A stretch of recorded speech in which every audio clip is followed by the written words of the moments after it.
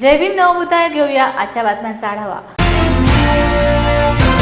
दीक्षाभूमीवरील भूमिगत पार्किंगसाठी खोदण्यात आलेला खड्डा हा 20 सप्टेंबर पर्यंत बुजविण्यात येईल असे आश्वासन NMRDAचे आयुक्त संजय मीना यांनी गुरुवारी विविध आंबेडकरी संघटनांच्या शिष्टमंडळाशी चर्चा करताना दिले। दीक्षाभूमीवरील भूमिगत पार्किंगच्या विरोधात 1 जुलै रोजी आंबेडकरी अनुयायांनी मोठे आंदोलन केले। त्या आंदोलनाची दखल घेत शासनानेही भूमिगत पार्किंग रद्द करण्यात येत असल्याचे जाहीर केले। या पार्श्वभूमीवर गुरुवारी भारतीय बौद्ध महासभा, समता सैनिक दल, वंचित बहुजन आघाडी, मुक्ती वाहिनी, रिपब्लिकन मूवमेंट आदींसह 40 विविध संघटनांच्या प्रतिनिधींच्या एका शिष्टमंडळाने NMRDAचे आयुक्त संजय मीना यांची भेट घेऊन या विषयावर सविस्तर चर्चा केली। तसेच त्यांना निवेदन सादर केले। काही तांत्रिक बाबींमुळे खड्डा बुजविण्याच्या कामाला सुरुवात झाली नसली तरी 20 सप्टेंबर पर्यंत खड्डा बुजविण्यात येईल असे यावेळी NMRDA तर्फे स्पष्ट करण्यात आले।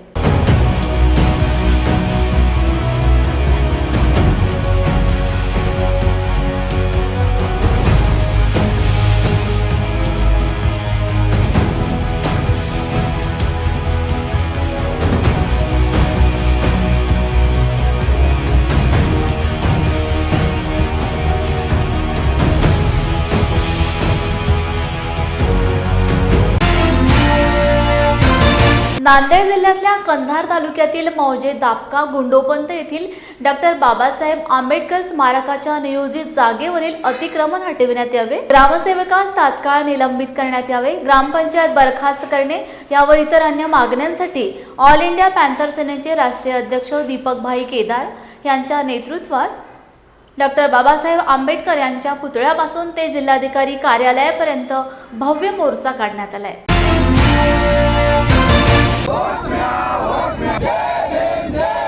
ऑल इंडिया पॅन्थर सेनेचा, ऑल इंडिया पॅन्थर सेनेचा जोरसे बोलो। महाराष्ट्रामध्ये दलित बचाव आंदोलन आम्ही सुरू केलेलं आहे। नांदेडमधून याची सुरुवात झालेली आहे। याच्या आधी सांगोला आणि येवल्यामध्ये हे आंदोलन झालेलं आहे। आज अनेक दिवसांपासून नांदेडच्या अनेक प्रश्नांवरती उपोषण सुरू आहे, पण इथले जिल्हाधिकारी लक्ष देत नाहीत। महाराष्ट्रातली स्थिती सुद्धा बिकट आहे। दलित अत्याचाराने थैमान घातलेले 16 वर्षीय चिमुरडीवरती वसतिगृहामध्ये लातूरला बलात्कार झाला, हत्याकांड झालं। लातूरला सचिन सूर्यवंशीचं हत्याकांड झालं। राज्यभर हत्याकांड आणि बलात्काराच्या घटना सुरू आहेत आणि या ठिकाणी हे सरकार मात्र शांत बसलेलं आहे। त्याच्यामुळे आता दलित बचावचा नारा दिल्याशिवाय आम्हाला पर्याय राहिलेला नाही।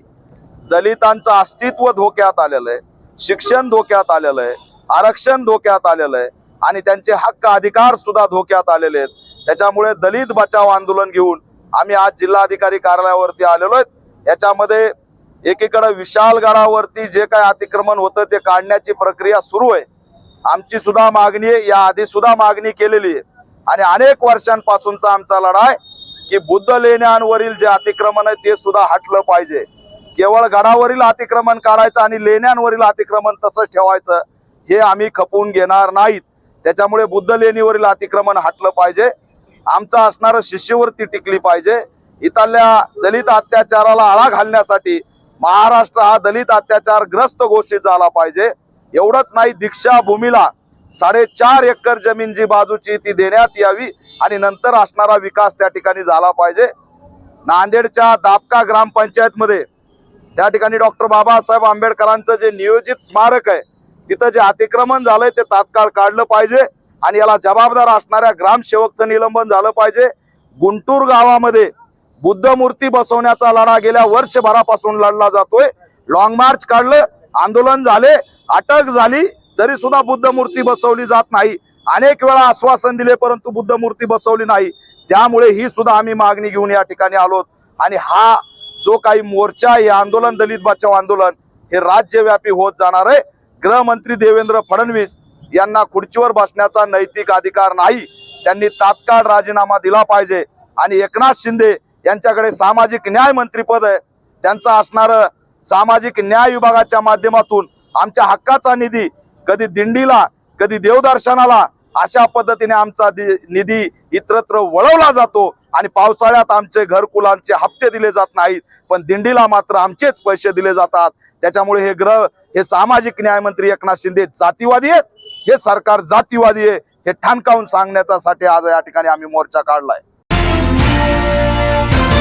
शेतकऱ्यांच्या आत्महत्यांचा कलंक पुसण्यासाठी तसेच अन्य मागण्यांसाठी भारतीय जवान किसान पार्टी व शेतकरी संघटनेच्या वतीने शुक्रवार दिनांक 9 ऑगस्ट रोजी पुणे येथील विधान भवनावर भव्य ट्रॅक्टर मोर्चा काढण्यात येणार असल्याची माहिती शेतकरी संघटनेचे अध्यक्ष रघुनाथ दादा पाटील व भारतीय जवान किसान पार्टीचे राष्ट्रीय अध्यक्ष नारायण अंकुश यांनी पत्रकार परिषदेत दिली। 73 वर्षानंतर देशाचे दोन सपुत्र सैनिक आणि शेतकरी हे एकत्र आले। आम्ही सर्व 99.99 असून सुद्धा हे 0.1% आज पूर्ण महाराष्ट्रावर राज्य केलेले आणि आजपर्यंत आमचे प्रश्न का सुटत नव्हते ते आमच्या लक्षात आले। त्याच्यामुळे आम्ही देशातले सर्व शेतकरी आणि सैनिक एकत्र आलेले होतो आणि उद्या जर ह्या सरकारनं ज्यांना आम्ही निवडून दिलेलं आहे या सरकारनं आमचे प्रश्न सोडले नाही तर आम्ही पूर्ण राज्यव्यापी मोर्चा काढणार आहोत, आंदोलन करणार आहोत। त्याच आंदोलनासाठी आज आम्ही कोल्हापूरमध्ये आलो आहोत। तर कोल्हापूरच्या सर्व सैनिक संघटनेच्या वतीनं सर्व सैनिकांच्या आज अध्यक्ष आम्ही कोल्हापूर जिल्ह्याचे भारतीय जवान किसान पार्टीचे अध्यक्ष आदरणीय आमचे माळी साहेब यांना आम्ही नियुक्त केलेला आहे आणि येत्या काहीच दिवसामध्ये महाराष्ट्राला आणि ह्या राजनेत्याला आम्ही दाखवून देऊ की शेतकऱ्याची आणि सैनिकांची काय ताकद आहे। एकतर ओठ हमारा तर सरकार भी आमचंच येईल जर ह्यांनी आमच्या प्रश्नाची दखल नाही घेतली। आज आमची प्रथम मागणी आहे शेतकऱ्याला हमीभाव भेटलाच पाहिजे, तो आमचा हक्क आहे, आमच्या घामाचा पैसा आहे। सैनिकांना मान आणि सन्मानाने रोजगार भेटला पाहिजे, युवांना रोजगार भेटलाच पाहिजे। हे सरकार याच्यावर काही बोलत नाही आहे, यांचं फक्त जातीपातीवर चाललेलं आहे। मेन प्रश्न आहे शिक्षण आज एवढं महाग झालेलं आहे त्याच्यावर कोणी बोलायला तयार नाही आहे, आरोग्य एवढं महाग झालेलं आहे त्याच्यावर कोणी बोलायला तयार नाही आहे, सर्वसामान्यांना न्याय भेटत नाही त्याच्यावर कोणी बोलायला तयार नाही आहे। तर ह्यांना बसविलं कशाला? तर महाराष्ट्राने खूप मोठी चूक केली ह्यांना बसून। त्याच्यामुळे जर ह्यांनी आता आमचे प्रश्न सोडले नाहीत तर पूर्ण ताकदीनं जय जवान जय किसान भारतीय जवान किसान पार्टी पुढे उद्याच्या विधानसभामध्ये ह्यांना सर्वांना पर्याय म्हणून उतरणार आहे आणि कोल्हापूरचं आमचं नेतृत्व आदरणीय माळी साहेब करणार आहेत। धन्यवाद। हा मोर्चा आम्ही सर्व वाहनं आणि सर्व लोक, महिला, पुरुष आणि मोठ्या संख्येने सैनिक याच्यामध्ये सहभागी होणार आहेत। तेव्हा या मोर्चाला एकच नाव आहे की महाराष्ट्राच्या शेतकरी संघटनेचा जो आत्महत्येचा कलंक लागला आहे तो पुसण्यासाठी आम्ही हे काम करतोय, हा मोर्चा मोठ्या प्रमाणामध्ये काढतोय।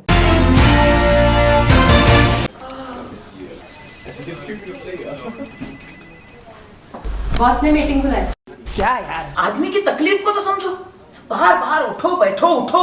जनाब, तकलीफ उठने बैठने की नहीं, तकलीफ बवासीर की है। बवासीर, फिशर, भगंदर, पाइलोनियल साइंस का आयुर्वेद तथा आधुनिक लेजर से उपचार। अभ्युदय पाइल्स लेजर हॉस्पिटल, लोहार समाज भवन के पीछे, महापुष्प सोसाइटी, शताब्दी नगर चौक से मनीष नगर रोड, नागपुर। कॉल और विजिट करें www.pilesfistulacure.com। हुआ बहू? माँ, पाइल्स की बहुत तकलीफ हो रही है। तो तुम गुदरोग सर्जन के पास क्यों नहीं गई?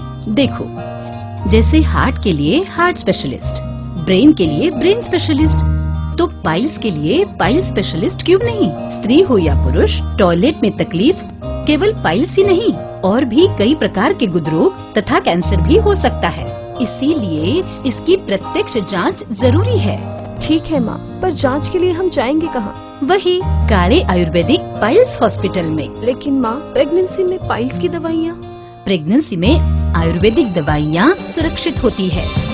जनहित में जारी काले आयुर्वेदिक पाइल्स हॉस्पिटल, औषधि चिकित्सा तथा सर्जरी ट्रीटमेंट उपलब्ध। हमारा पता उमरेड रोड, दिघौरी बस स्टॉप के पास, नागपुर। अधिक जानकारी के लिए वेबसाइट पर जाएं kalepailshospital.com। अतिशय प्रतिकूल परिस्थितीमध्ये भारतीय जवानांनी शौर्य गाजवत 1999 मध्ये कारगिल युद्धात पाकिस्तानला धूळ चारली। कारगिल युद्धातील या विजयाच्या स्मरणार्थ दरवर्षी 26 जुलै रोजी कारगिल विजय दिवस साजरा केला जातो। त्या दिनाचे स्मरण म्हणून हा विजय दिन बुलढाण्यात साजरा करण्यात आला आहे। हा रौप्य महोत्सव आहे कारगिल विजय दिवसाचा आणि ह्या दिवस आपण एवढ्या मोठ्या ह्याच्याने साजरा केला तर त्याच्यात दोन गोष्टीचा फायदा झाला. एक तर जे शहीद झाले, जे अपंग झाले, ज्यांनी भाग घेतला, त्यांची आपण हौसला अफजाई केली, म्हणजे त्यांचं एक स्थान त्यांना चांगलं दिलं. दुसरं, मुलांना ह्यांच्या गोष्टी ऐकून, त्यांचं शौर्य ऐकून एक मोटिवेशन मिळालं की पुढच्या पिढीत त्यांनी सुद्धा फौजमध्ये जायला पाहिजे आणि देशासाठी सैन्यात भरती होऊन काम करायला पाहिजे. असं आहे, शाळेला स्थापन होऊन 25 वर्ष झाले. बऱ्याच जणांना मित्रांना विचारलं 25 वर्ष झाले आपल्याला काहीतरी एक कार्यक्रम करायचा आहे. मग काहींनी सांगितलं हास्य जत्रा घ्या, काहींनी सांगितलं कवी संमेलन घ्या, काहींनी सांगितलं साहित्य संमेलन घ्या. पण मग 25 वर्ष अनायसे कारगिलला झालेले होते. मग सगळ्यांनी केलं आपण कारगिल दिवस साजरा करू. अनायसे आम्हाला मिलिटरीनी, म्हणजे मिलिटरीच्या तिन्ही दलांनी, नेव्हीने अँकर दिलेला आहे, एअरफोर्सनी MiG-21 दिलेला आहे, टँक दिलेला आहे आपल्याला कारगिल होतं, ज्यांनी प्रत्यक्ष काम केलं, असं कोणत्याच शाळेकडे नाही आहे. आणि त्या सगळ्या अतिशय त्यांच्या सुंदर पद्धतीने या ठिकाणी ठेवलेल्या आहेत. म्हणून म्हटलं आपण त्या निमित्ताने सगळ्या आठवणी होतील, जागी होतील. आणि आपल्या इथले जे कर्नल जतकर आहे आणि जिल्हा आपल्या कल्याण बोर्डाच्या सर्वोदय मॅडम यांनी मेहनत घेतली. महारेजिमेंटचे सगळे लोक आलेत, त्यांनी पण खूप मदत केली. गेल्या 3 दिवसापासून ते त्या ठिकाणी मेहनत करते, प्लॅनिंग करायचं आहे.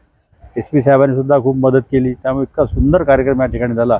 मला तरी वाटते की असा कार्यक्रम संपूर्ण महाराष्ट्रात आज कुठे झाला नसेल. आणि अतिशय सुंदर, सगळ्यांना प्रेरणादायी हा कार्यक्रम ठरला. विशेष करून आमच्या शाळेच्या विद्यार्थ्यांना तर असं वाटतं की सगळ्यांना, मुलींना असं वाटतं की आपण मिलिटरीमध्ये भरती झालं पाहिजे. इतकं वातावरण आज या कार्यक्रमात तयार झालेलं आहे. ज्या आमच्या विधवा आहेत, शहीदांच्या पत्नी, प्रत्यक्ष ज्यांचे पती बॉर्डरवर ते शहीद झालेले आहेत, अशा 22 महिलांचा आपण या ठिकाणी सत्कार केला. अतिशय खूप छान वाटलं. असा एक, आम्ही तर नेहमीच कार्यक्रम करतो, पण आजचा कार्यक्रम इतका असं मनाला एक खूप आनंद देणारा कार्यक्रम होता. आणि आपण सगळ्या लोकांनी सहकार्य केलं त्याबद्दल आपलं धन्यवाद. कारगिल दिवसात आज 1999 साली कारगिल दिवस आपण विजय दिवस साजरा केला. 527 जवानांचं बलिदान हा आमच्या भारत मातेचं रक्षण करताना त्या कारगिलमध्ये झालं. परंतु आमच्या जवानांनी शर्थीचे प्रयत्न करून जीवाची बाजी लावून, रक्त सांडून आपल्या भारतमातेचं रक्षण त्या ठिकाणी केलं. आणि म्हणून त्यांच्या स्मरणार्थ, त्यांना श्रद्धांजली म्हणून आणि त्यांचा गौरव म्हणून आजचा कारगिल दिवस या ठिकाणी सहकार विद्या मंदिरामध्ये भाईजींच्या अध्यक्षतेखाली आणि माजी सैनिक बोर्डांच्या सहकार्याने हा या ठिकाणी पार पडलेला आहे. या कार्यक्रमामध्ये त्या काळात वापरलेली शस्त्र, त्या काळात वापरलेलं टँक, त्या काळामध्ये वापरलेलं एअर फायटर हे देखील या ठिकाणी ठेवलं. काही वेपन पण त्या ठिकाणी ठेवलं की आपल्या विद्यार्थ्यांना त्याचं कळलं पाहिजे. आणि म्हणून सगळ्यांनी ते बघितलं. आणि मला एक अभिमान सांगा असं वाटतं की या ठिकाणी ज्या मुली आहेत त्या अभिमानाने सांगतात की आम्हाला आर्मीमध्ये जायचं आहे. हे खरोखर देशभक्तीचं एक प्रतीक आहे की आज मुली म्हणतात की आम्हाला देशाचं रक्षण करायला जाऊ द्या.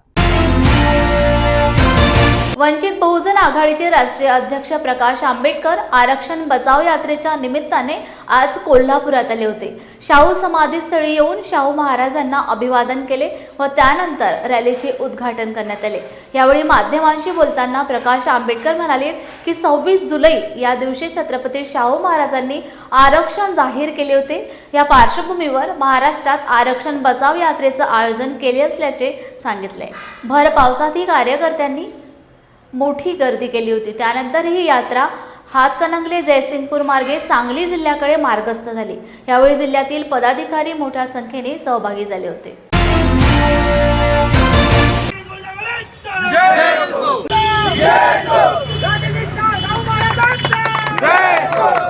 आजचा दिवस 26 तारखेचा दिवस आहे. शाहू महाराजांनी आरक्षणाची घोषणा केली आणि घोषणेच्या माध्यमातून ज्यांना कधीच सत्तेमध्ये स्थान मिळालं नाही, शूद्राला आणि अतिशूद्राला कधीही सत्तेमध्ये स्थान मिळालं नाही, ते शिक्षणाची दारं मोकळी करून आरक्षण देऊन त्यांचा सहभाग होण्याचा असणारा हा दिवस आहे. आणि त्याच आरक्षणाच्या प्रश्नावरती रक्तपात व्हावा असं आम्हाला त्या ठिकाणी वाटत नाही. आणि म्हणून हा दिवस आम्ही असायला निवडला. आणि या दिवसापासून आम्ही असायला महाराष्ट्राच्या 20-22 जिल्ह्यांमध्ये रथ घेऊनचा म्हणजे आरक्षणाचा रथ त्या ठिकाणी घेऊन जाणार आहोत. आणि आरक्षण आता समाजामध्ये सत्तेमध्ये किंवा व्यवस्थेमध्ये सहभागी होण्याचा एक मार्ग आहे. हे जे झालं आणि काही ओबीसी नेत्यांनी त्याचा आमच्या विरोधात वापर करण्याचा प्रयत्न जो केला, त्या ह्याच्यामध्ये त्या बैठकीमध्ये आम्ही असं सांगितलं की सुप्रीम कोर्टाने रिलेटिव्ह जे सगळे सोयरे म्हणजे इंग्रजीमध्ये रिलेटिव्ह या संदर्भातलं जजमेंट दिलेलं आहे आणि ते देऊन त्यांनी असणारं रिलेटिव्हला नाकारलेलं. तेव्हा आम्ही असं म्हटलं की ते नाकारलेलं आहे. तुम्ही जो GR काढताय त्या GRमध्ये SC STचं तुम्ही हे करताय, तेव्हा SC STचं करत असाल तर तो स्टे ऑर्डर होणार आहे, पुन्हा देखलेपणाच होणार आहे, त्याच्यावरती विश्वास कोणाचा बसणार नाही. तेव्हा आपण असं ते काढू नका. ओबीसीच्या संदर्भातलं असणारं सुद्धा ते टिकणार नाही आहे किंवा इतर ह्याच्या संदर्भात सुद्धा टिकणारं नाही आहे. त्याच्यामुळे कायदेशीर सल्ला घेऊन आम्ही जसं सुप्रीम कोर्टाच्या केसेस दिल्या त्याच्यामध्ये म्हटलं की या सगळ्या ह्याच्यामध्ये आहे, तेव्हा आपणही तिथे असणारं हे करावं. त्याच्यामुळे मला जर तुम्ही विचारलं तर सगळे सोयरे हे टिकत नाही, कारण का जात हा जो प्रकार आहे या देशामध्ये तो कुटुंबांपूर्ण, आईवडिलांपूर्ण, तो नातेवाईकांकडून येत नाही.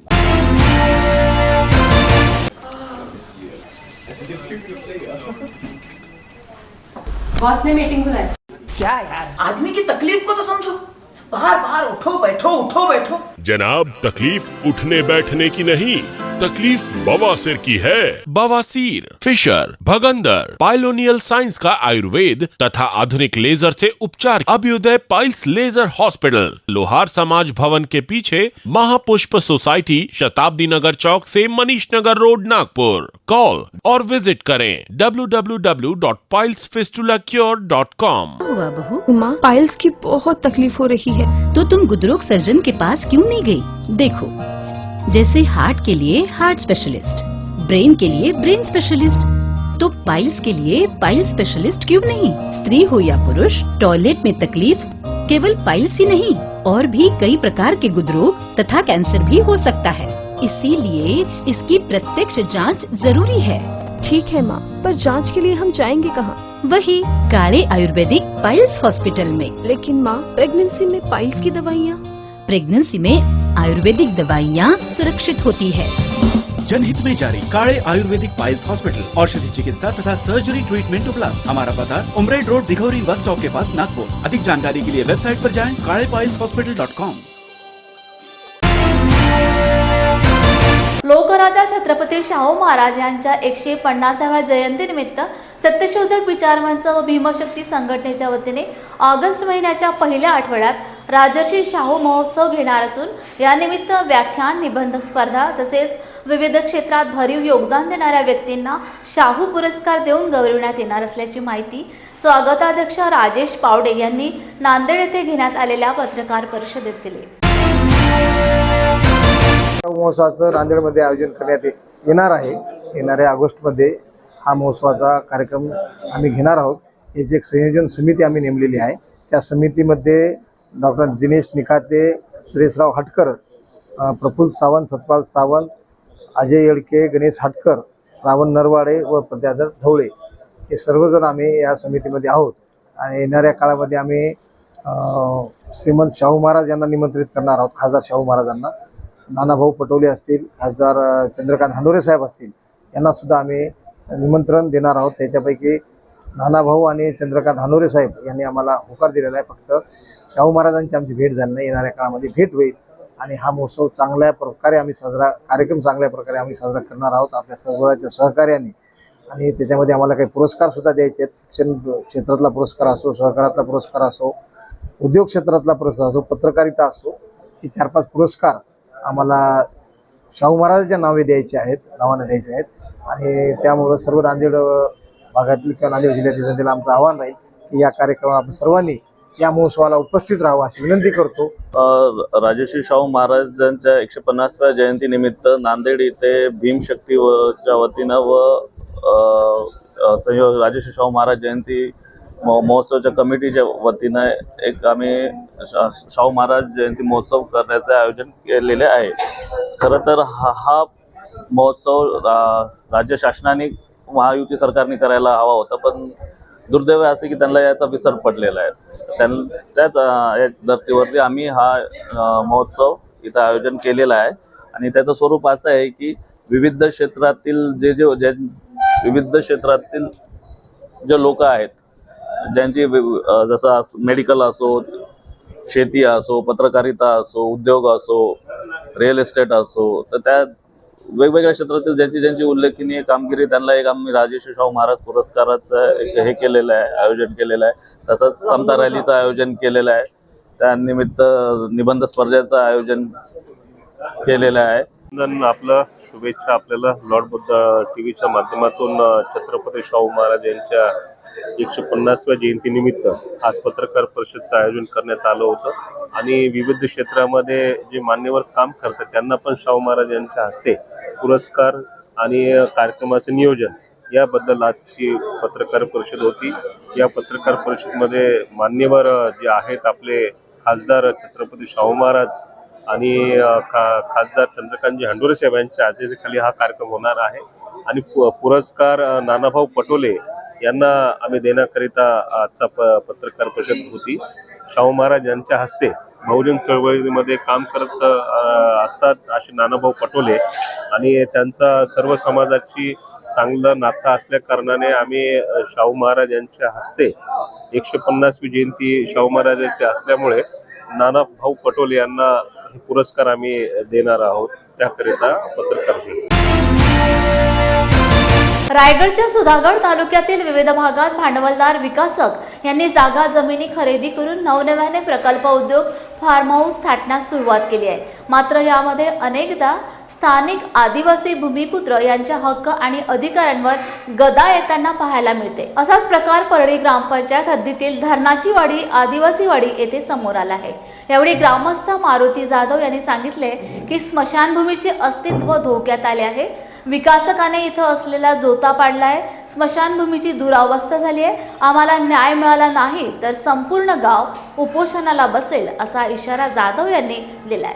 स्मशानभूमी वाचवण्यासाठी आम्ही जिल्हाधिकारी कार्यालय अलिबाग येथे देखील लवकरच मोर्चा नेणार असल्याचा इशारा यावेळी आदिवासी बांधवांनी दिलाय.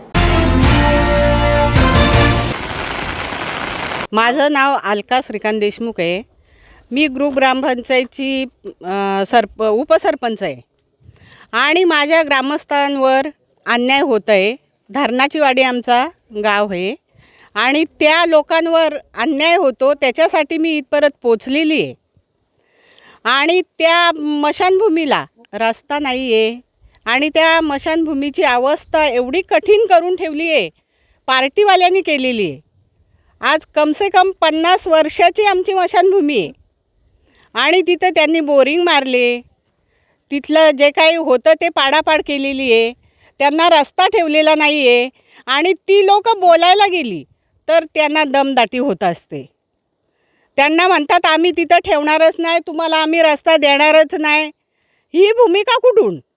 आणि आता आम्ही आलो तर माझे पाय ढोपराभर चिखलामध्ये गेलेले आहेत आणि इथं सगळा अतिक्रम केलेला आहे त्या लोकांनी. तर त्या आदिवासी लोकांना न्याय मिळावा अशी माझी इच्छा आहे. माझं नाव सुरेखा मारुती जाधव. हे बघा आमची पिढीची मशानभूमी आहे. ते पार्टीवाल्यांनी इथे येऊन हे बघा काय अवस्था केली. इथे बोरिंग लावले. आम्हाला रस्ता पाहिजे. काय झालंय नेमकं इथं? बोरिंग काय केले? बोरिंग मारले. इथे सर्व मशानभूमी सर्व उद्ध्वस्त करून टाकले आणि रस्ता पण आम्हाला पाहिजे आणि आमची पिढ्यानपिढींची जी आहे जमीन ती आम्हाला भेटलीच पाहिजे. माझं नाव शारदा ज्ञानेश्वर गायकवाड. ग्रुप ग्रामपंचायती सदस्य आहे मी. इथे आदिवासी बांधवांवरती मोठा अन्याय आहे. इथे त्यांना स्मशानभूमीचं म्हणजे जास्त 40 घरांची वस्ती आहे, त्यांना स्मशानभूमी नाही. इथे बोरिंग पाडलेली आहे. तर इथे त्यांना काय रस्ता नाही, काही नाही. त्यांची म्हणजे स्मशानभूमीची बरीच बेकार अवस्था आहे इथे. तर त्यांना न्याय मिळावा एवढीच आमची हे आहे इच्छा आहे. माझं नाव मारुती मरे जाधव आहे आणि मी इथं डोकशेतवाडीच्या धरणाच्या वाडीचा स्थानिक आहे इथं. तर आमच्या मशानभूमीचं असे झाले का इथं बोरवेल मारलेले आहे आणि हे जोता पण तोडलेलं आहे आणि उद्याला जरी काय मयत कार्य काय झालेलं आहे इथं तर आम्हाला रस्ता नाही काय नाही, आम्हाला येण्यासाठी पण इथं हे नाही आता पाऊस शेड आणि शेड नाही इथं काही नाही आणि दुरावस्था हे मशानभूमीची करून टाकलेली आहे. काय प्रशासनाकडे मागणी आहे आपली? तर प्रशासनाने आमच्याकडे लक्ष द्यावा आणि कलेक्टरनी तहसीलदारांनी पण आमच्याकडे हे कर शासनाने थोडंसं लक्ष द्यावा या संदर्भात. बातमीपत्रात वेळ झाली येथे सामन्याची पुन्हा भेटूया नवीन घडामोडी घेऊन. जय भीम.